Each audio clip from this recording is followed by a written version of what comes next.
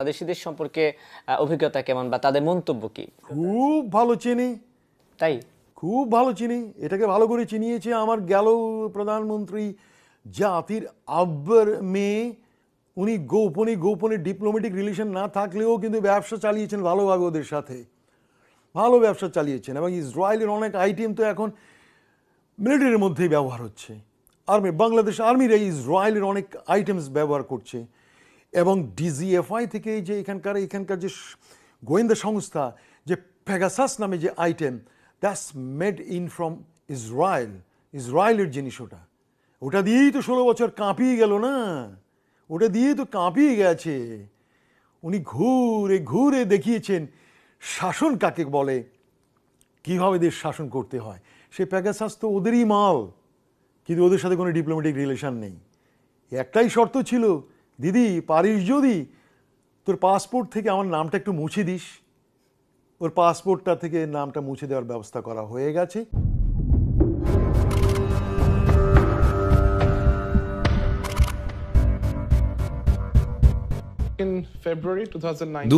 সালের ফেব্রুয়ারিতে ডিজিএফআই তে কর্মরত আমার একজন বন্ধু আমাকে জানান যে বাংলাদেশের 4 জন সেনা কর্মকর্তা সরকারি কাজে বুদাপেস্ট যাচ্ছেন। ডিজিএফআই হলো বাংলাদেশের সামরিক গোয়েন্দা সংস্থা। আমি তাদেরকে রাতের খাবারের জন্য দাওয়াত করি। তারা আমাকে জানান যে তাদের সাথে আরো 3 জন অতিথি থাকবেন। এখানে অতিরিক্ত 3 জন অতিথির মধ্যে 2 জন ইসরায়েলি নাগরিক, অপরজন আইরিশ। কিন্তু ইসরায়েলি 2 জন নৈশভোজে থাকতে চাইলেন না। বাংলাদেশি কর্মকর্তারা আমাকে একজন ব্যক্তির সাথে পরিচয় করিয়ে দেন। সেই ব্যক্তি নিজের পরিচয় প্রদান করেন একজন সার্ভেলেন্স কোম্পানির কন্ট্রাক্টর হিসেবে। আমি তাদেরকে একটি গোয়েন্দা নজরদারির যন্ত্রের ব্যাপারে কথা বলতে শুনি। এই যন্ত্রটি এমন একটি যন্ত্র যা দিয়ে তারা সাধারণ মানুষজনের মোবাইলের উপরে নজরদারি করতে পারে। কন্ট্রাক্টরটি বলেন যে বাংলাদেশের মানুষ যেন কোনোভাবেই এই যন্ত্রটি ইসরায়েল থেকে এসেছে এটা জানতে না পারে, এবং তখনই আমি সিদ্ধান্ত নেই আমার রেকর্ডারটি অন করার। আমার কোম্পানি সিঙ্গাপুরে, আমি কোম্পানির বিক্রয় প্রতিনিধি। এই চুক্তির মধ্যস্থতাকারী হলেন সভরেন সিস্টেমসের জেমস ম্যালোনি। আমরা ওয়াইফাই নজরদারির প্রযুক্তি সরবরাহ করতে পারি এবং সেলুলারও। তাছাড়া ভিডিও নজরদারির প্রযুক্তি আছে।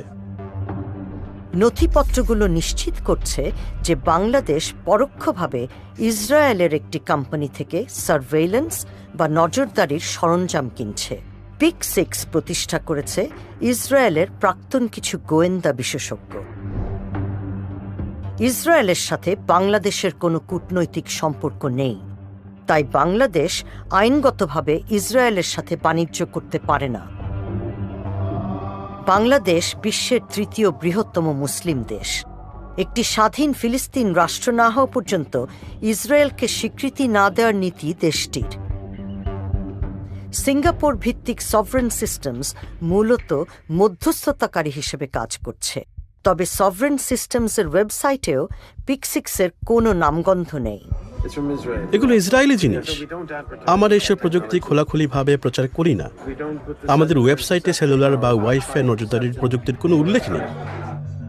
আমি মানুষের দৃষ্টি আকর্ষণ করতে চাই না। বুদাপেস্টের বাইরের একটি ওয়্যারহাউসে 4 জন বাংলাদেশি গোয়েন্দা কর্মকর্তাকে প্রশিক্ষণ দেন ওই 2 ইসরায়েলি। আমরা বাংলাদেশি কর্মকর্তাদের ছবি অস্পষ্ট করে দিয়েছি। মাঝের ব্যক্তিটি হলেন জেমস ম্যালোনি। 2 ইসরায়েলি গোয়েন্দা বিশেষজ্ঞকে আমরা শনাক্ত করতে পারিনি। মন্তব্যের জন্য পিক6-এর সাথে যোগাযোগ করা হলে কোনো সাড়া পাওয়া যায়নি। এই স্পাইওয়্যারের ম্যানুয়ালে P6 ইন্টারসেপ্টের কথা বলা হয়েছে। এটি একটি ইমসি ক্যাচার বা স্টিংরে হিসেবেও পরিচিত। এই P6 ইন্টারসেপ্ট মূলত মোবাইল ফোনে নজরদারি চালানোর সিস্টেম। যন্ত্রটি একটি মোবাইল টাওয়ারের মতন। কোনো নির্দিষ্ট এলাকায় ফোনের কানেকশন হলে সেখানকার সব বার্তা বা যোগাযোগ মধ্যপথে রোধ করে আড়ি পাতা সম্ভব। আপনার ফোনে আপনি যা যা করেন, যেমন ফোনে কথা বলা, টেক্সট করা এবং যে ওয়েবসাইটে যান, এই সবই উদ্ঘাটিত করা যায়। একই সময়ে 200 থেকে 300টি ফোন এটাতে সংযোগ করানো যায়। এই নির্দিষ্ট মডেলটির ফোনের কথাবার্তা বা যোগাযোগে হস্তক্ষেপ করার ক্ষমতা আছে। এর দ্বারা একটি টেক্সট মেসেজের বিষয়বস্তু পরিবর্তন করা সম্ভব। আপনি একজনের আইডেন্টিটি নকল করতে পারবেন। এখন কোনো আন্দোলন নজরদারি করা ও দমন করতে ব্যবহার করা যাবে ইসরায়েলি প্রযুক্তি। এই প্রযুক্তি সাধারণ নাগরিকদের উপর নজর রাখার জন্য ব্যবহার করা হয়। আমরা দেখি যে এর মাধ্যমে বিভিন্ন মতের মানুষদের পরিচয় জানা যায় এবং তাদের কি নেটওয়ার্ক আছে সে সম্বন্ধে অনেক কিছুই বোঝা যায়। আপনি যদি জানেন যে একজন মানুষ কোথায় যাচ্ছে, আপনি তখন সেখানে যেতে পারেন। সেখানে কোনো রকম প্রতিবাদ করা হোক বা এমনি অন্য কারণে জনসমাবেশ হোক, আপনি দেখতে পারবেন যে সেখানে কে কে আছে এবং তদন্ত করার জন্য সকলের উপর একই সঙ্গে নজর রাখতে পারবেন। এইসব বিশেষজ্ঞ প্রযুক্তি অতিরিক্ত গোপন এবং অনধিকার প্রবেশমূলক কাজে লাগানো যায়। আমাদের পাবলিক প্রোফাইল সম্বন্ধে আমরা খুব সাবধানে থাকি। অবশ্যই সাধারণ নাগরিকদের জানতে দিবেন না যে আপনারা এসব প্রযুক্তি ব্যবহার করছেন। চূড়ান্ত চুক্তিতে একটি শর্ত রয়েছে যে সরবরাহকারী প্রতিষ্ঠান ও বাংলাদেশ সামরিক বাহিনী এই বিষয়ে একটি নন ডিসক্লোজার এগ্রিমেন্ট বা তথ্য গোপন রাখার চুক্তি সই করবে। চুক্তিতে এই নজরদারির সফটওয়্যারের উৎস দেশকে গোপন রাখা হয়। সেখানে শুধু উল্লেখ আছে যে এটি হাঙ্গেরিতে তৈরি। জ্ঞানী শক্তি। আপনি যদি জানতে পারেন যে মানুষজন কি বলছে, তারা কোথায় গিয়ে একত্রিত হচ্ছে, কি কি পরিকল্পনা করছে, তাহলে আপনি অনেক কিছুই জানতে পারবেন। আর তারপরে সেই সব তথ্য কাজে লাগানোর ক্ষমতা আপনার থাকবে। হারিসের দাবি যে তিনি তার প্রতিপক্ষের মোবাইল ফোন ট্র্যাক বা অবস্থান নির্ণয় করার কাজে বাংলাদেশের নিরাপত্তা বাহিনীগুলোকে ব্যবহার করতে পারেন। তিনি বলছেন, র্যাপিড অ্যাকশন ব্যাটালিয়ন নামক আধা সামরিক বাহিনী তার হয়ে একটি ফোন ট্র্যাক করেছে।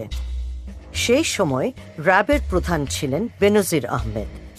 এখানে তাকে হারিসের ভাই জোসেফের সাথে দেখা যাচ্ছে।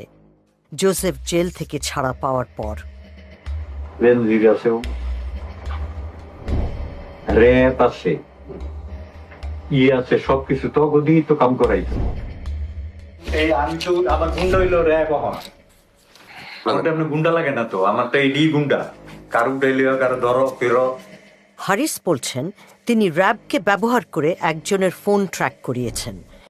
ইসরায়েলের সাথে ভালো রাখতেই পাসপোর্ট থেকে ইসরায়েল শব্দ বাদ দেওয়া হয়েছে বলে মন্তব্য করেছেন গণস্বাস্থ্য কেন্দ্রের ট্রাস্টি ডক্টর জাফরুল্লাহ চৌধুরী। দুপুরে জাতীয় জাদুঘরের সামনে বাংলাদেশ ছাত্র যুব ও শ্রমিক অধিকার পরিষদের 54 নেতাকর্মীর মুক্তি দাবিতে নাগরিক সমাবেশে এই মন্তব্য করেন তিনি। বলেন, দেশটি থেকে গোপন তথ্য ফাঁসের যন্ত্র নিয়ে এসে বাংলাদেশের সাথে ইসরায়েলের সম্পর্ক করার চেষ্টা করছে।